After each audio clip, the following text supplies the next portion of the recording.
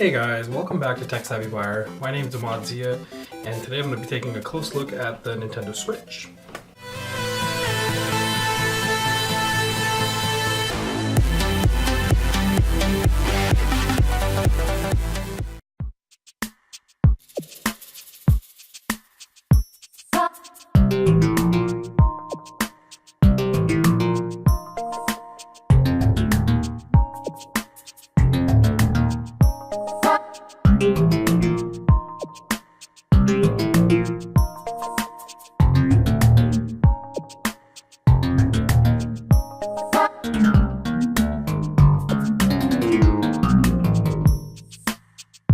Originally released back in March of 2017. Trying to get one of these during its launch last year and actually being able to get one was almost equivalent to like hitting the lottery. It was so hard to find one. Thankfully though, it seems like Nintendo's got a grip on its supply chain and you're able to actually find one of these pretty easily. So how does this fare a year after being out? Almost a year, a full year.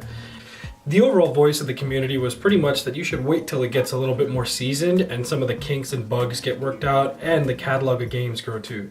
Because when it first launched, I think there was only Zelda and a couple other games, mainly Zelda. That was the key selling point to even go and buy this. And if you had a Wii U, you could buy the Zelda Breath of the Wild for that as well. So it was a more tough decision. Actually, personally, I bought the Nintendo Switch when it first came out and I ended up just giving it to someone else. After playing with it for about 2 to 3 weeks, I just didn't like it. I had issues with the Joy-Con. It would disconnect when you were not physically connected to the console. But all of that has been fixed with this one. And so here I've got the red and blue one. I put some grips on it as well so you guys can see. Also did a really horrible job with the screen protector, guys. Until I couldn't get one, I wanted to put the video out before. And it's bad, I know. That's definitely not something I would advertise that I'm good at. Nonetheless, I've had this for a couple of days now, and I've been playing on and off. My younger daughter's taking a lot of interest in it now. She's about 1.5 years, and I have my nephew staying with me as well. And he really enjoyed it as well. You know, some of the cool features about this is the seamlessness that you can just take it while you're playing, and this isn't, you know, a gimmick that Nintendo had when they were first advertising this. But while you're playing, and you want to, let's say, hop on to playing on the TV, once you dock it, it's just like a seamless transition. The only thing in between that you have to change is pressing the L and R keys on the joypad when you take them off. And I guess for more so reason, you'd probably want a slight pause in between, especially if you're playing some kind of game, a racing game, where your car can go off-road or something like that. You know, to be honest, I didn't think I'd spend much time playing with the Switch, and my primary reason is I'm a graphics snob. And I've always wanted the consoles or the PCs that have better graphics. I'm more engaged with seeing, well, I'm more inclined to looking at games that look prettier and even run smoother. But when you're talking about the Nintendo Switch, this is something that you're gonna have to put aside. So graphically, it's not the prettiest. Powerhouse-wise, it's also not the most powerful console out there. So this in no means competes with the PS4 or competes with the Xbox One or Xbox One X for that matter. What the Nintendo Switch does do, which the other consoles can't, is offer you a seamless experience between playing on your couch and going somewhere and playing while you're on the go. And I know this is kind of an obvious thing, but to that, you know, to my point, none of the consoles can really pull it off the way this is. Nintendo's been dominating the handheld market. The last handheld I owned was the PS Vita, and I thought it was a great system. I just didn't find myself using it that often. Because for me, I feel like handheld consoles always have, like, any handheld device that I've played has a full-fledged game on it that you would treat and want to spend 50, 60 bucks on.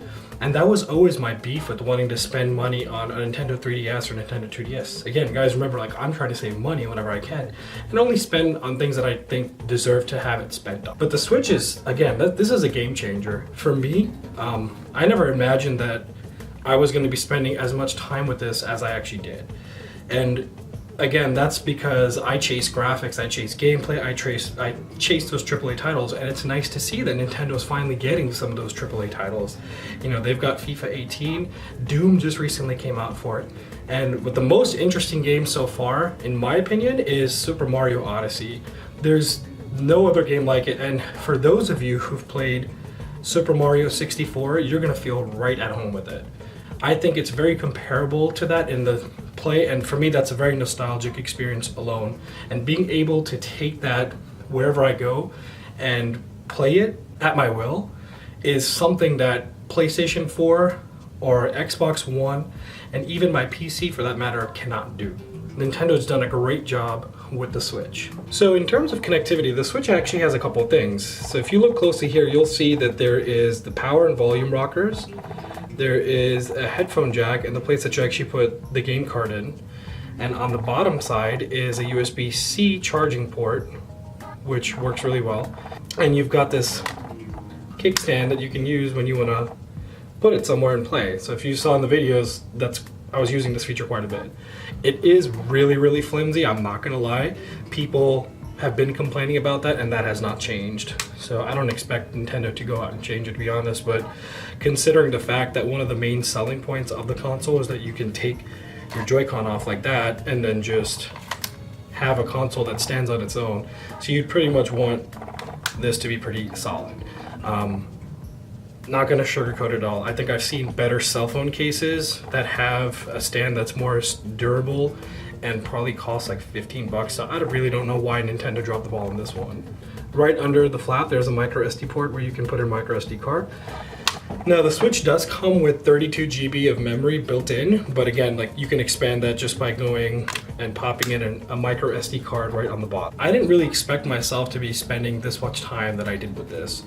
It was a hard buy at first. It was really, really a hard buy. And that's because I wasn't expecting, I'm always looking for the console or the gaming platform that's got the best games, that's got better graphics, and to me Nintendo was never one of those because I'm not a huge fan of Mario or Donkey Kong or some of the major franchises that Nintendo personally, that Nintendo owns.